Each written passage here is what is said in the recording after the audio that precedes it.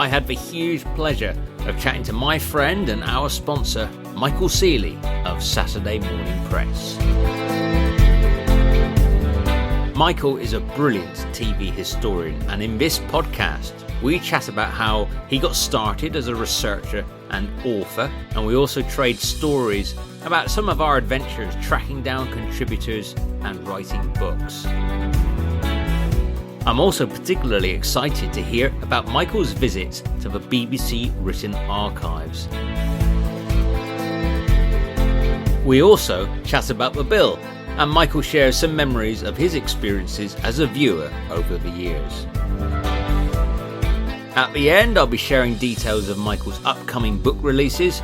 Before then, here's Natalie reading a special promo for one of his latest tomes, Taste and Decency, the Swizzlewick Story.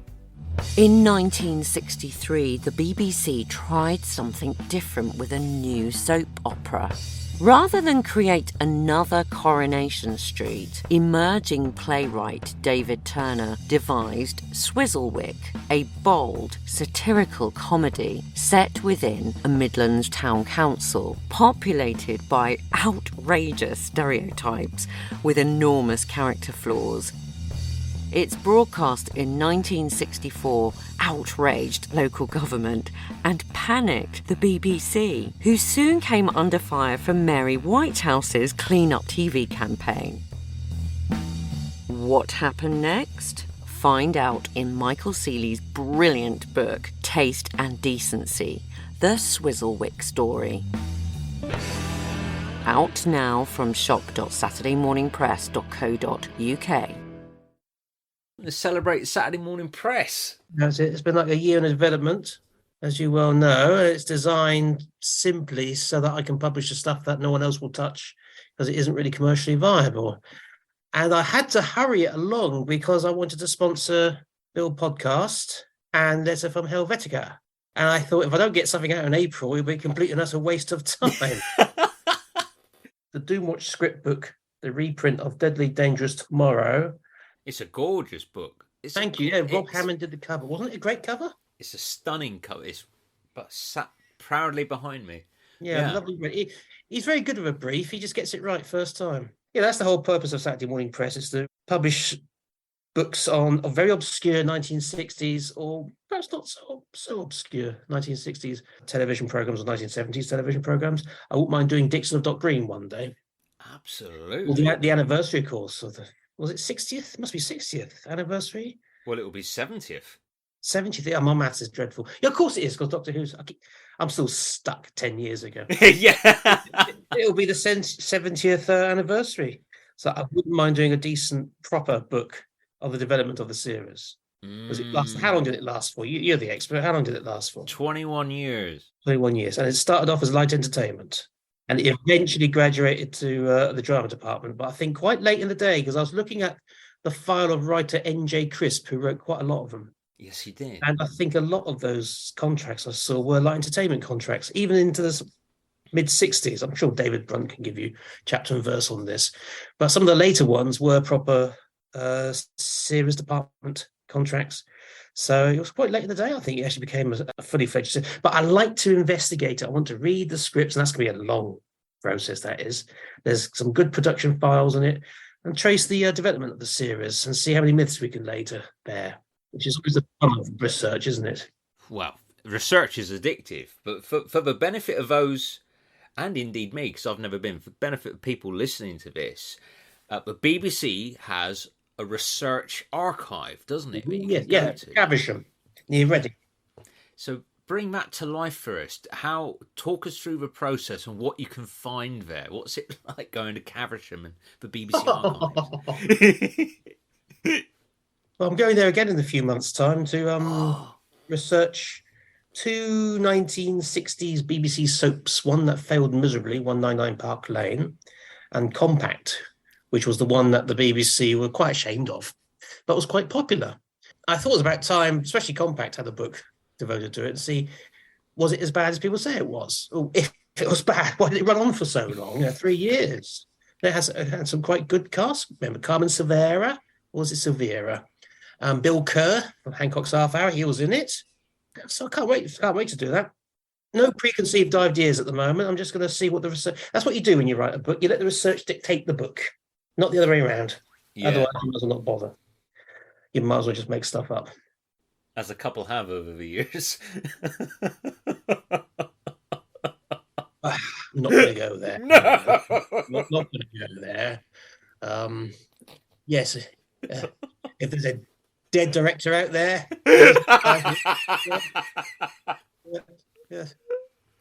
Anyway, well, I was very lucky. When I first got in touch with Caversham, this was about 11, 12 years ago, before I even had a publisher. I was helping out a website, Scott Burdett's Doomwatch website, and I sort of wrote to them, and he'd already been there, because they'll let, if you've had a website or a book or a magazine, or you're a student doing media whatnot, or your PhD, they'll let you in for free. If it's a commercial project, they'll charge a fee. Now, he got in because he had his website, and you could demonstrably prove got a website. And so I was helping out, so I could then say, look, I'm helping out with this website. I want to do some additional research. And I said, yeah, sure. So I did a day. Then I got my book deal, doing the Doomwatch book, and the Kit Pedler biographies. I had two reasons to go there. Plus, I had a publisher at that point who could say, yes, he's doing a proper book, so let him in. You have to sort of think, well, what can you see?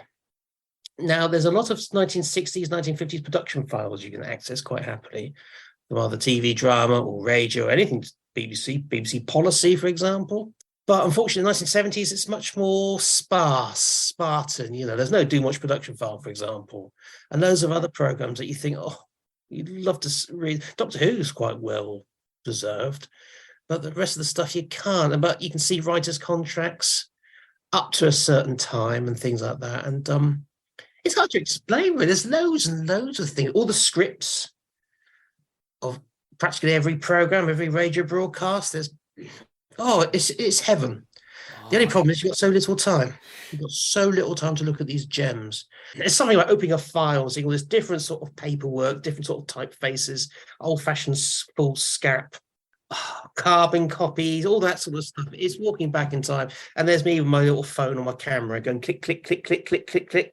And you have to have this little card saying copyright BBC in every shot, which you normally sort of have in every shot. But then again, I'm not going to put these things up online for everyone to see. They're all for me. And then if you're quoting, the usual rule, if you quote, you need to get clearance from them before you can publish.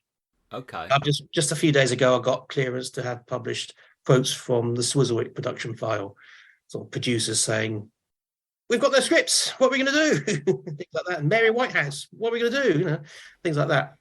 How many researchers will be in there at any one time, like working on It's usually Wednesday, Thursday, Friday you're allowed in.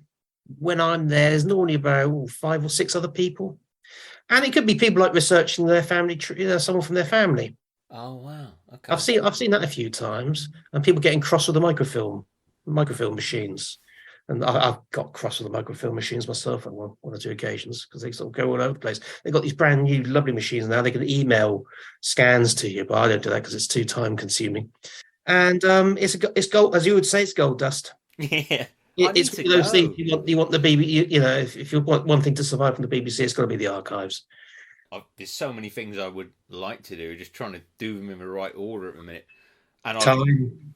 Time. Time. That's the thing in it, when we're self-employed TV historians trying to make ends meet. And well, I got a job. I got a full-time job as well. So when your second job's more like a pleasure to do, not a hobby, but something that becomes much. It's endurable. I mean, when I moved a year ago, I moved into this place. I decided I really wanted to go ahead with this Saturday morning press, and I wanted my Swizzlewick, my R3, which is another 1960s science-based program, which I want to write about because it's sort of Doomwatch connected. And I wanted to do all sorts of other things. Coming home, I just went straight into it. I didn't feel tired. I just went straight into it, getting all this stuff done, and then go for that tedious editing process you have to do and make sure that you've written English. But it doesn't become a slog. I can't describe the process. It's just cathartic. I hate that word. That's because Pip and Jane Baker back in the 80s for Doctor Who fans there. It's just a wonderful, wonderful process. And when you start to see it come together and you think, yeah, this is actually going to see the light of day. Someone else is going to read this and hopefully get something from it. Well, how did it begin for you? I mean, Saturday Morning Press is a new venture, but I mean, you've written far more books than I have. I mean, how and when did the process begin for you? And when was the light bulb moment? I thought I could do this. I saw this website about Doomwatch, which was my big thing, Doomwatch, and I wanted to help because I realised he must have had access to these scripts of the missing episodes, which I wanted to read. And I've been wanting to read for 20 years. Oh, so I sort of left some bait on the forum, which was basically like 2 people. And so I left that bait, and the next day he replied and said, "Would you like to help?" And I said, "Cool, yeah." And it all started from there. For about a year, helped to the site. And then one day I thought, Kit Pedler, we're just having great fun, just researching anything left, right, and centre. He went to Caversham, would scour the internet, scour books, any reference to Doomwatch, boop, and it goes on the website. Nothing too trivial. And the more I was digging into Kit Pedler, I realised this guy needs a decent biography. And I thought, well, I'll give it a go. I sent an email to Annika Wills, who was then represented by Hearst Books. They were publishing her life story, and said, you often tell a story about Kit Pedler and Jonathan Miller at a dinner party not getting on or something, just as a sort of, just get one story. And instead of her replying, because she hasn't got the internet, it was the publisher. And he said, "Would you like to be published by me?" I went, "Would I?" Wow. That's it. "Would you like a Doomwatch book?" And he said, "Yeah, that'll be all right next to my book on the Saint that's forthcoming." And so, yeah, great. Then I never heard from him again. The poor guy, I think, was overworked. And he just sort of retreated in on himself. I don't know the full details, but I do remember it got quite nasty on forums. People saying, I ordered a book and 5 minutes ago and it still hasn't arrived. And they didn't really give him a break. But, and I was getting upset because I was getting the family on side. They were Kit Pedler's family. They're getting a complete stranger to dig into their loved one's life. And I was thinking, is this actually going to happen now? But then I got in touch with Matt West's lot of Milk. Went from there, and then suddenly did these 3 books, including the script book, which I reprinted, and that went to the Douglas Camfield book. And then I sort of went on to a different publisher to do a different version of the Doomwatch book, and then onto Phantom. Then I thought, might as well do it myself. Yeah. Well, you learn so much working with different people, don't you? When you realise you learn what to do, you also learn what not to do. Yeah, through their bitter experience, and sometimes for your own. And so you learn what not to do and what to do, and hope for the best. And I'm in a position where I can take a loss. So if these books don't break even, well, setting up a company is quite expensive. It's not cheap. Printing is not cheap. Getting proofing is not cheap. You have to sort of do your research trips sometimes, like not just Caversham, but I went to the University of Sheffield to look at the scripts of Keith Dewhurst, because he wrote an episode of Doomwatch which was never made. And all his paperwork was now deposited at that library. So I went up there to have a look at it. It was quite a nice day trip, actually, up from Norwich, where I lived, up to Sheffield and back again. And then sort of reading the script and going, that's why it was never made. Okay. Right. Yeah. It was a good script, but it wasn't Doomwatch. It was a good script, though, but it wasn't. Right. And that's been printed in the Deadly Dangerous Tomorrow book. That's quite exciting. It was tracking down all these estates again and saying, "Will you let this happen again? And here's a fee. You've got to pay a fee." And yeah, they're all happy. All came on board. Very flattering. Do you have to pay the BBC anything? Do the BBC still? So they don't own those writers' scripts. The great thing about being in touch with the written archives is I can ask for advice. And when this was first published years ago, someone else did all this legwork. And so I said, "Look, what's the situation? Here's scripts to missing episodes, which you can't commercially make money from. It's from a series from 50 odd years ago. The estates of the writers, in the case of Keith Dewhurst, he's still with us. They all say, yes. What's the situation?" They said, the BBC, and 3 months later, I got a reply. They sort of sent it to various departments, and the answer was the BBC has no objection, providing the rights holders don't object. So there you go. Wow. So yeah, you need to get clearances. At the moment, I'm trying to clear scripts for the second volume. Okay. Oh my God, blimey, governor! I mean, some of the estates are like long since the writers died like in the 1980s, and they had no children, but they had nieces and nephews. And their understanding of the situation is that the rights are now owned by Oxfam because of the will left by someone. And because in those days, writers didn't think that their work would make money in the future. You had like perhaps a repeat in the same year, and then you might have an overseas repeat, plus a few residuals, and then after about 5 years, that's it. Your work is extinct. It's never going to be exploited in any other way, they thought then. And so the writers had that in their mindset as well, I suppose. Books, not every book's like reprinted on endlessly.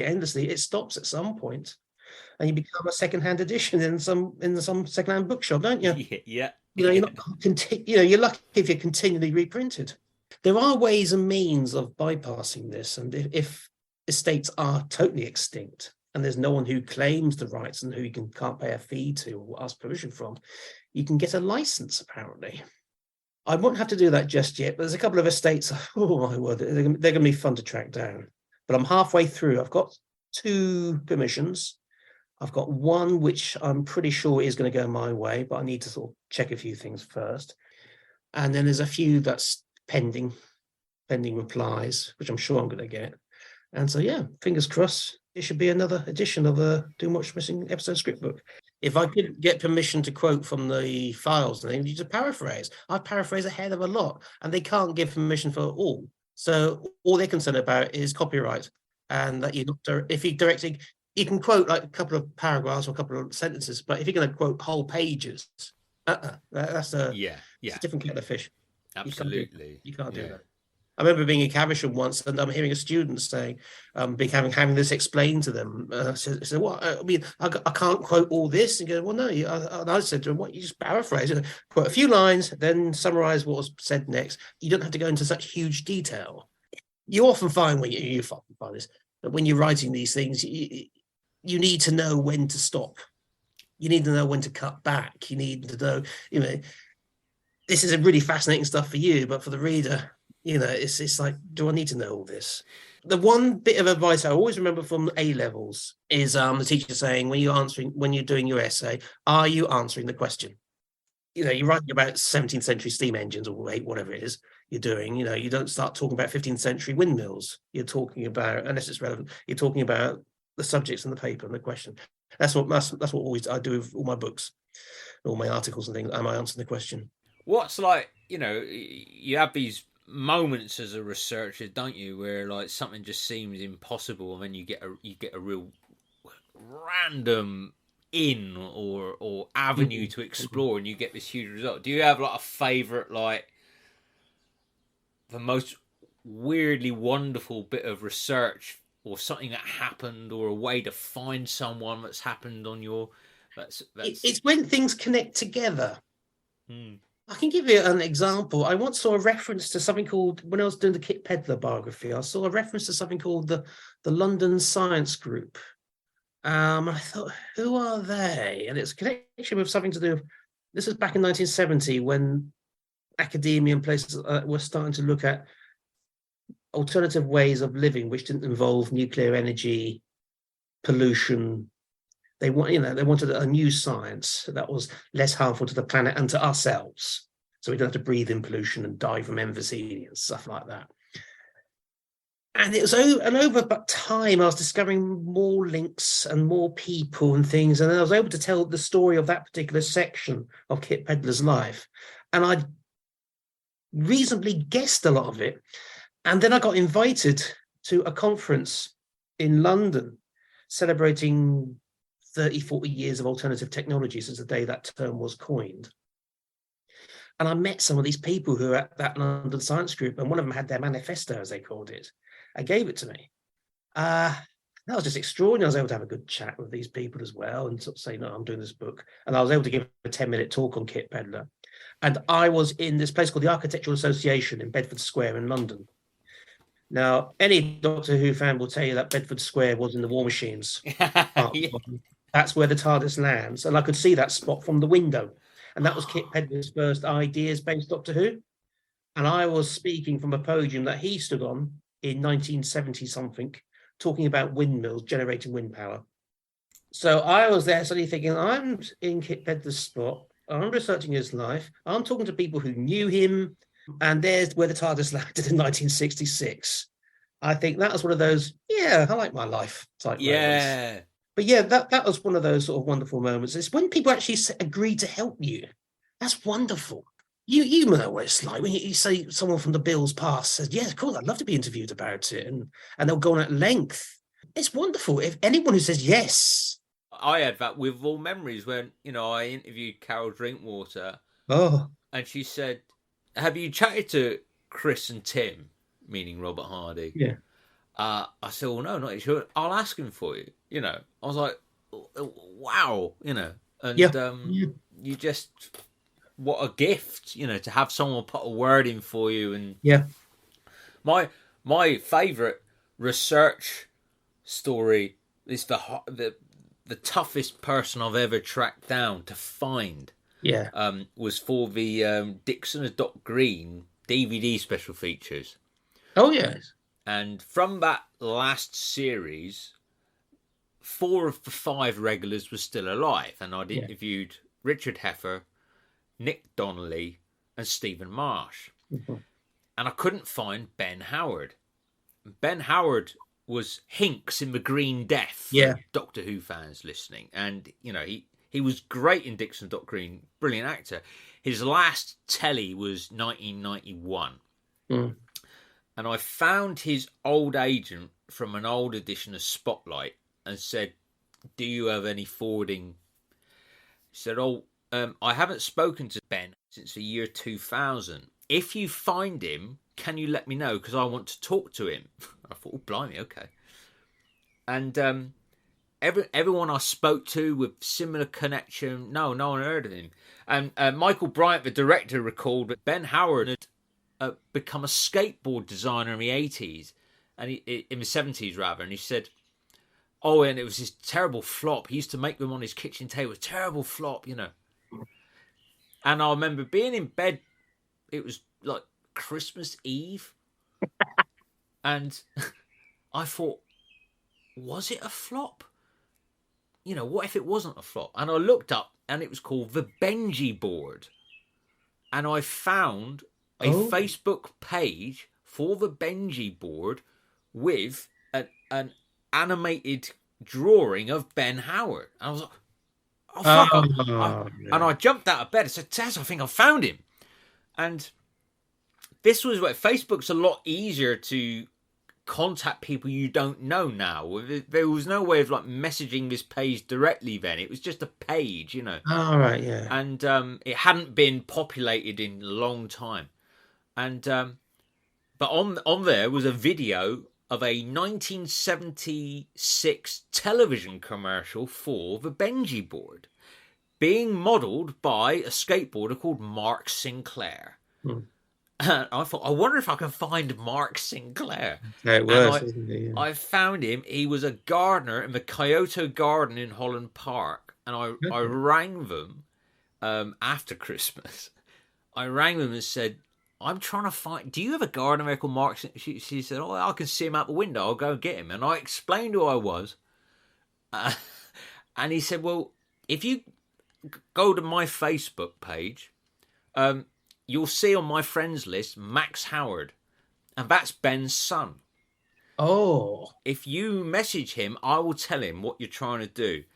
And then his son introduced me to Ben, and I sat down and Skyped with Ben, and he lives in Australia. His daughter, their daughter had moved out there in 2000. They'd gone to visit her for the first time. They fell in love with it, and they never came back. They just thought, fuck it, we're going to move out here. And they're still out there. Well, I told him the agent was still looking for him. And after we did the interview, Ben emailed me and said, I don't know how to thank you, Oliver. My agent had been sat on 15 years worth of residuals. Ooh. You've given me my pension. Wow. And that was like, wow. And Acorn DVD, bless them, moved the release date of the DVD back so that I could get this man on the DVD, and we did a commentary, which was just great event. They were wonderful. And I hoped it would have continued, but these things didn't sell well enough for them anyway. It's they should have done just the whole lot, the whole what's left of Dixon in one big box set. Well, because we were planning a fourth, which was going to grab everything else that was left. Yeah. Because there was an episode. They've got an episode in the archives which is picture only. There's no audio on it. And Nick Donnelly, we were going to get him to do like an audio book version where he read the script over the pictures. That was It was going to be so exciting, and just never happened. But I mean, these things have started popping up on YouTube. Have you seen all the Z cars popping up on YouTube recently? Yeah, Heath Green account, and I think he's been taken off now. He was doing loads of two-parters. Yeah. From 67. Occasionally, John Levine pops up in him. That's right. One episode, it begins with him going, blah, blah, blah, blah, blah, blah. I think, oh, blimey, it's John Levine. Yeah. I know, it was nice those two-parters did turn up, but I have to say the two-parters I saw when I was researching Douglas Camfield's book, someone sent me all that survived of Douglas's work, which hadn't been released on VHS on DVD. So that was wonderful, and that included some of the Z cars, the Bill's Forerunner, when it was a twice weekly serial.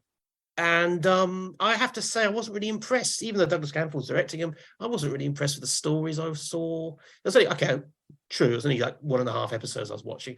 And then I caught some more, which just popped up randomly on YouTube. And I just didn't think much of these 25-minute jobs.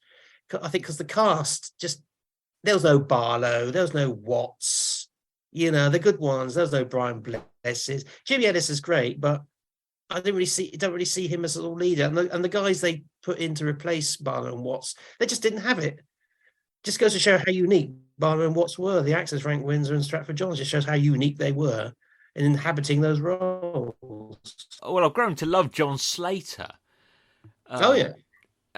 When I first watched the Z Cars, I didn't find him, but now I think he's great. All these grumpy put downs and don't touch him. You don't know where he's been. I just love it. Yeah, I imagine once he's got going, he's probably quite good. But I seem to remember watching some of the 70 episodes of him in it. But I just don't find Z Cars in the later years sort of grabbable. They got a very distinct style of storytelling as well. Dixon has a very distinct style of storytelling, I think. I'm not saying it's basic ABC, but it's less complicated. The characterizations are less complicated than you'll get in other series. Well, I'm very fond of Softly Softly. I'd love to see more of the original run of Softly Softly before it became Task Force. The first two series they came out on DVD, didn't they? And then sadly didn't release the others. But then every now and then the whole lot gets put on YouTube, and if you're quick enough to download them and pick it up again, then you can watch them and go, hey, I love them.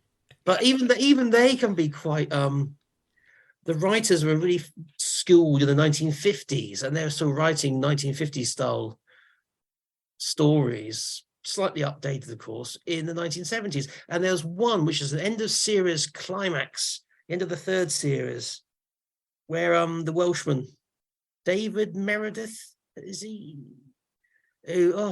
He's great. He is, but he's one of the old-fashioned calculators, which is like one of those ones. If you do watch, you think, cool, high tech. Yeah, he's watching his colleague, who's played by the chef from Fawlty Towers. Who's the station adjutant, I think. He's always like the secretary, if you like, of the task force.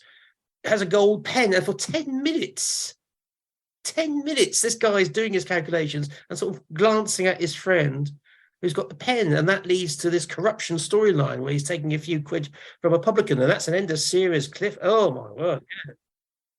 Barlow has to give him a dressing down at the end of the episode, and you think, oh come on, can't you be a bit more exciting than that? That's probably unfair to say. Well, this was probably edge of the seat stuff back then. Well, I suppose I'm the researcher in me just finds myself fascinated even when watching these old Z Cars or Dixons, and even I suppose I'm more, as I've got older, I'm more forgiving because I'm thinking, how did they do that? And they've had to play that in on Telecine, and I'm just I'm enjoying the process of how they must have made it is like an extra level, and sometimes you get a real cracker.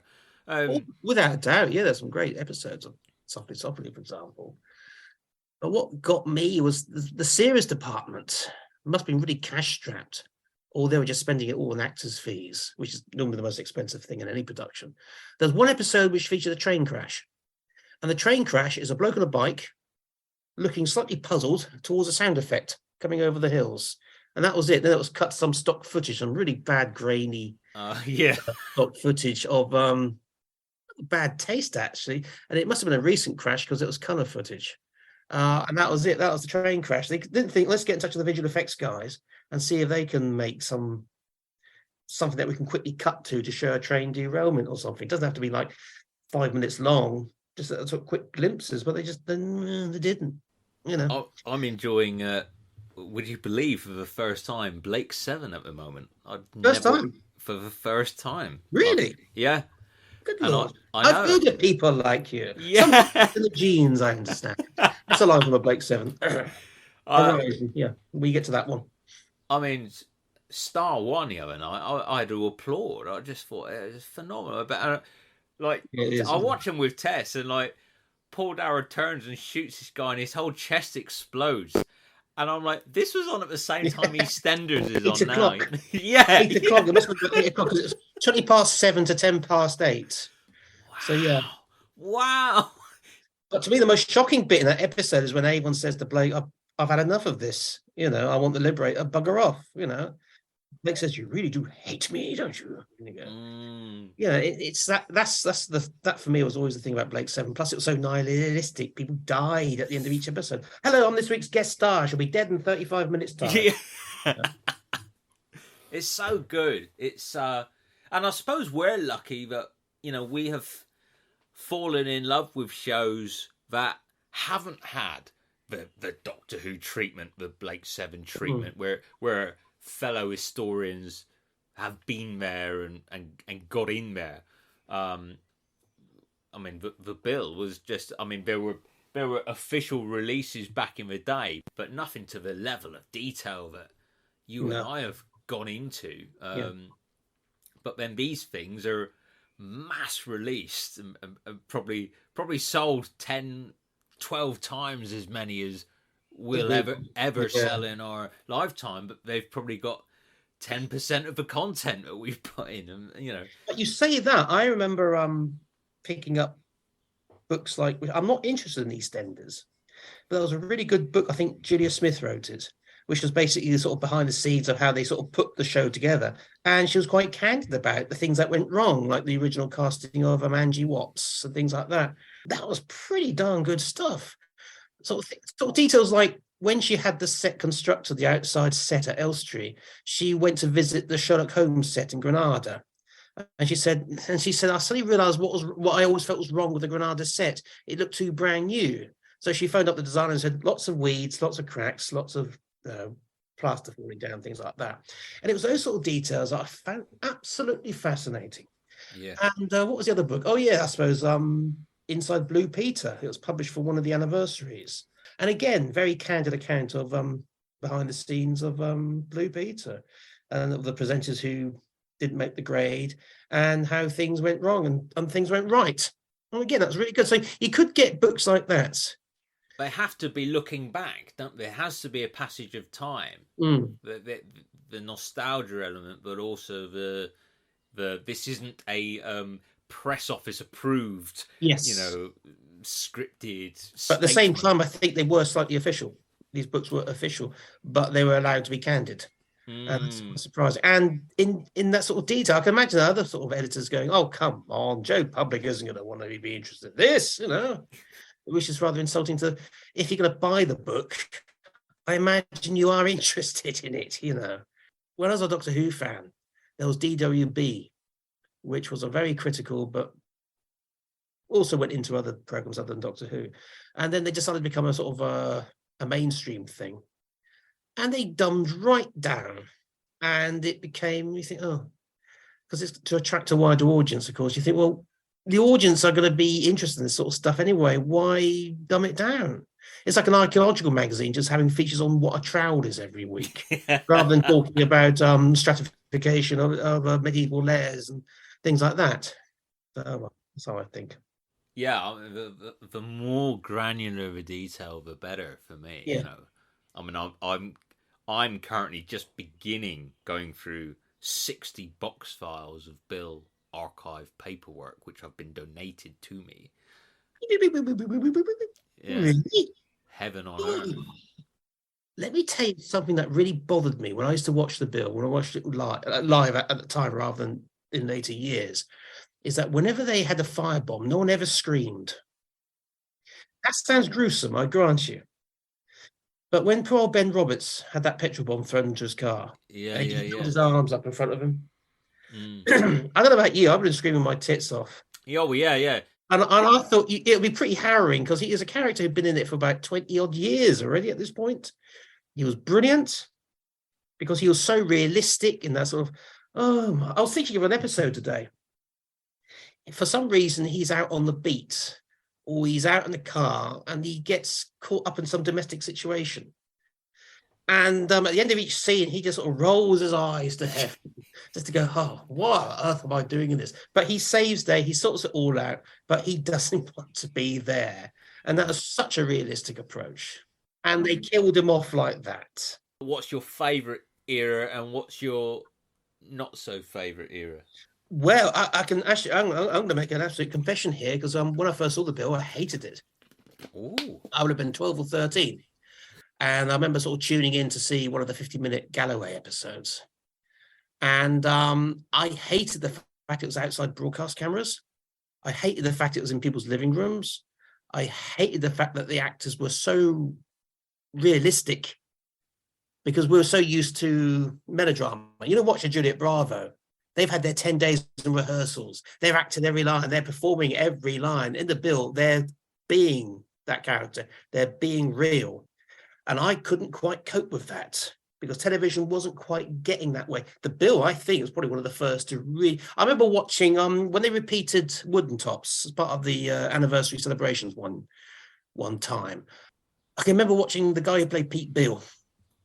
Yeah, Peter Dean, yeah. It's one of the characters, and it cut to another scene. And I just thought, now that is just so... that suddenly it was... The Bill, which was then, was not as realistic in its acting, I'd argue. Pascal didn't have the time to do it as it had done then. So, you know, so over the years, I was a teenager. I wasn't really glued to television. Well, I preferred thrillers or fantasy or anything like that, along those lines. And The Bill, when it became a twice weekly or thrice weekly, I'm not going to say soap because it wasn't a soap, was it? For its it wasn't meant. No, it was procedural police television. And it wasn't really the sort of thing I wanted to watch. But every now and then I'd catch one. I thought, yeah, this was good. I wasn't revolted by it. And sometimes you see people like Polly Page and you go, hi. Me. Yeah. Hi, Polly. And I remember one episode, someone got killed off. And I can't remember whether it was the woman who got shot. Martella. Thank you, Martella. Oh, she's brilliant. When I was talking about realism and acting performance, she epitomizes that in the second series.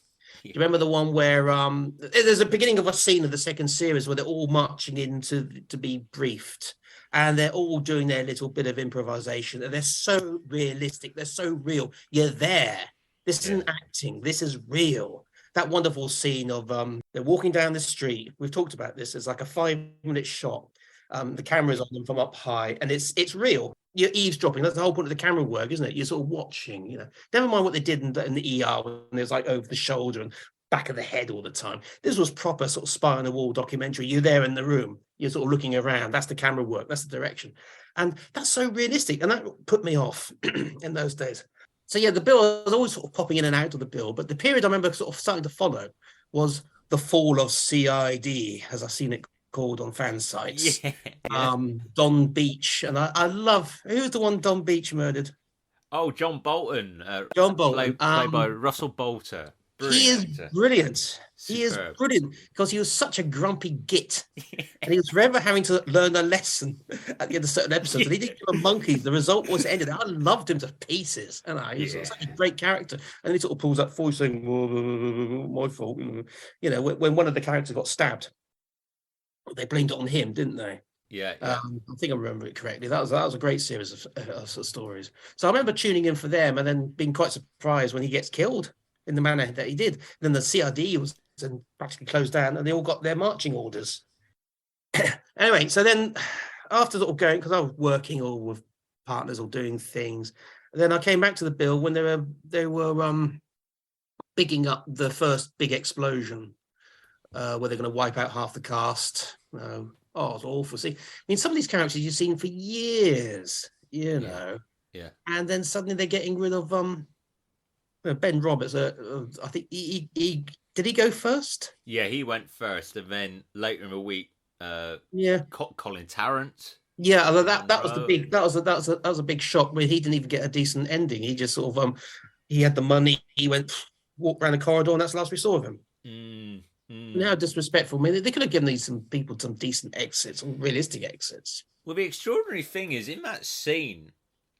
The last time I see him, he's on the phone and the line's dead, and standing the distance I am here to, my door of the study is a character who survived. With no explanation as to how this sergeant survived, but the inspector stood right in front of him, survived. Didn't survive. Fireball going through the station. All those cylinders exploded. It's almost as if the fireball went up the corridor, down up the stairs, and woof, out of CID. That's how it looked like to me. Yeah.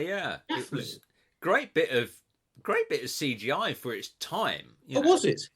Yeah, the flame going through the corridor shot was CGI. I thought that was a model or And something. then the practical explosion. Yeah, that's a great. I should try and find who did that because it was quite for its time. I remember following the series from then on. I was on and off whenever I could. But when I started to fall out of it was when they brought in Tucker from Grange Hill. Now I loved the storyline when he was trying to do vigilantes in the estate, and it started to go a bit pear-shaped on him. And they were starting to take the law into his own hands, and he lost control, and he had to sort of beat. Now, I loved all that. I thought it was a very clever idea, very good. But then when it became all that I am your son, Luke storyline, when all that happened, and then worse, when I know you've recently had her as a guest, they brought in Kerry. Now, the problem with Kerry is, hi, I'm Kerry, I'm the new PC, whatever. Now then, I shall be dating you this week, and I shall be dating you next week. I think I'll be dating you and you at the same time. That's all we should be talking about. Please proceed. Sorry, I don't know what that is.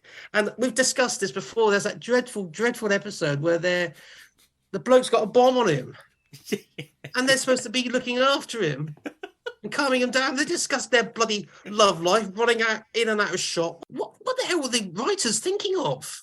Might as well just say we're not perfect. This is not real. We're not real policemen after all. And I don't know what the actors must have thought about this. They couldn't have looked at that script and thought, this is how professional policemen behave. They're more worried about their bloody private lives. I thought it was an offence for police men and women to be having relationships in the same nick. I mean, June Ackland, she had a relationship, didn't she, with a guy, and he had to leave quite early on in the series. That's right. When she got shot by Tucker, and then I just thought, that's it, I've had enough of this.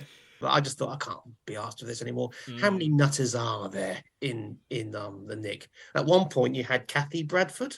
Yeah. I can forgive her anything. No. All right, so you killed that person. But hey, Kathy, you're lovely. Come on. No. She was great. No, she was really good, wasn't she?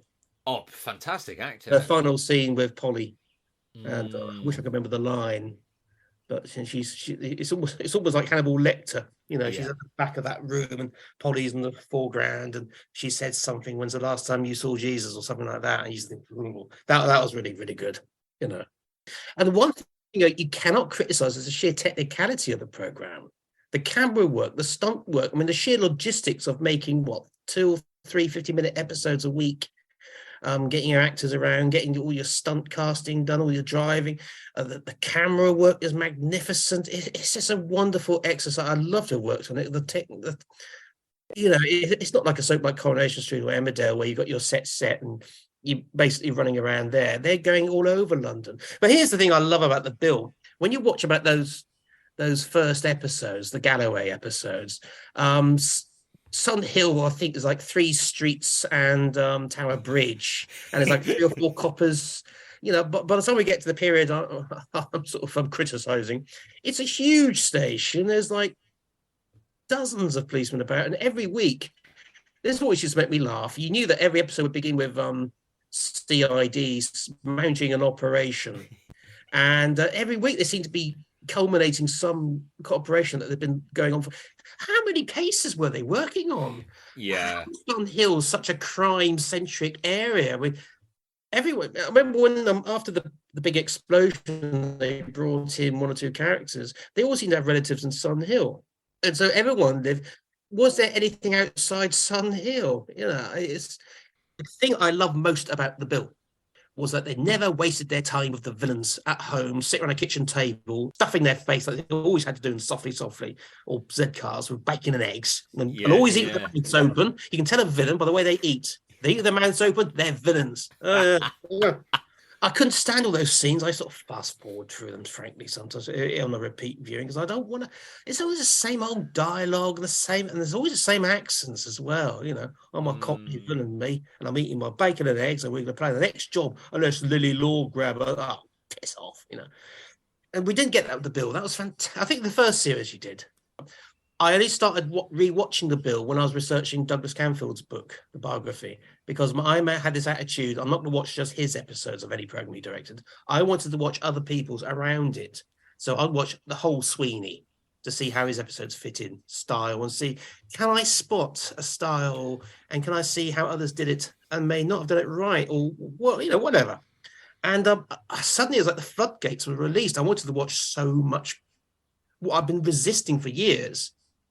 Network must have made a fortune out of me. God bless their souls now. Yeah. And then so suddenly I started watching Bills on YouTube. Sorry. I did buy some video DVDs for them. And so, so I started watching them in order, more or less. And sometimes I think, let's go and watch the ones I remember, the ones I really enjoyed. And I find myself following for them. The Fall of CID is a particular favourite in the Bolton. Watching Bolton from beginning to end and seeing how some of these characters started. Like I remember Don Beach's first episode coming through a line, talking to someone, and that was his first. And you think, we know what's going to happen to you, mate. Yeah. That bloody ponytail at the end of the plane. What are you thinking of? I don't know. I was just say villain on your forehead, But there's a period of The Bill I didn't really like when it seemed to be the Jasmine Allen estate drugs every week. You just think, come on, can I have something? It was probably quite realistic, but you think, come here for something a bit more different now, please. It's interesting, depending on who the script editor was, or like how much humor you'd have, depending on who the script editor was. Yeah. Oh, the humor. That's one of the strengths of any program is when you've got a good camaraderie of the cast. I'm thinking back to that second series. One of my favorite episodes where they have that indoor football match. It's brilliant. And again, Martella shines in that one. She says she wants to play, so she gets to play. And at the end of it, she comes skipping out. All those characters are all going to, and she's like going, no. I just think that's just so realistic. It's just that's what those three series, they really had that good realistic feel to them. And I was really impressed when I watched them. And I thought, this sort of turned me into, I can't say I'm a fan, but into a great admirer of the program and want to follow it, and why I want to follow your podcast as well. I am hugely grateful to you for your support of the Bill podcast and Letter from Helvetica. Oh, my pleasure. I'm always happy to help, because you always help me too. This has been a delight. It's always such a pleasure to enjoy your company. And that's my pleasure. I'm really excited to see what 2024 brings for you and for Saturday Morning Press. Thank you very much. It's been a great pleasure. Keep doing what you're doing, mate. I'm going to. Take care, mate. Bye-bye. My huge thanks to Michael for being so generous with his time, and even more so, of course, for his support of the Bill podcast as a sponsor. Shop.saturdaymorningpress.co.uk is where you can find Michael's books, and as I record this, his second Doomwatch script book and a book examining the 1960s BBC series R3, starring John Robinson and Oliver Reed, are both printing now. Head over to shop.saturdaymorningpress.co.uk to find out more. The Bill podcast is also brought to you in association with GeorgeFairbrother.com and Tony Drury's City Fiction. And I am hugely grateful to all 3 of these authors and publishers for supporting the Bill Podcast. And I'm sure you are too, so check out their website, see if there's any books that take your fancy. There's loads to look forward to in 2024 for the Bill Podcast, including some brand new content for this Patreon channel, which I'll be announcing very soon. We've also got some new interviews to look forward to, presented by one of my favourite human beings, the wonderful Natalie Rolls. Here's the legend now to read our closing credits. Thank you all so much for your support, and I'll see you again soon. Bye for now. You have been listening to the Bill Podcast, brought to you in association with GeorgeFairbrother.com, shop.saturdaymorningpress.co.uk and cityfiction.co.uk. The Bill Podcast is produced by Oliver Crocker, co-produced by Ben Adams, Glenn Allen, Rob Cook, Georgina Dark, Sarah Kuiper, Calvin Millward, Maz Mirablis, Alex Mockler and Simon Wolfe. Executive produced by Isabel Allen, Ben Ashmore, Alana Dewar, Andrew Dyack, Paul Dunn, Tony Drury, Dan Evans, Laura Ewing, George Fairbrother, Luke Hegarty, Alan Hunting, Edward Kellett, James Ledane, Lucy McNeil, Gary Moncur, Danny Morris, Steph Morris, Claire Norbury, Laura Pinney-Fay, Michael Seeley, Tom Sherrington, Angel Stannard, Paul Statter, Patrick Stratford, Michael Weil, and Sarah Went. The theme music is composed by Matthew Annis.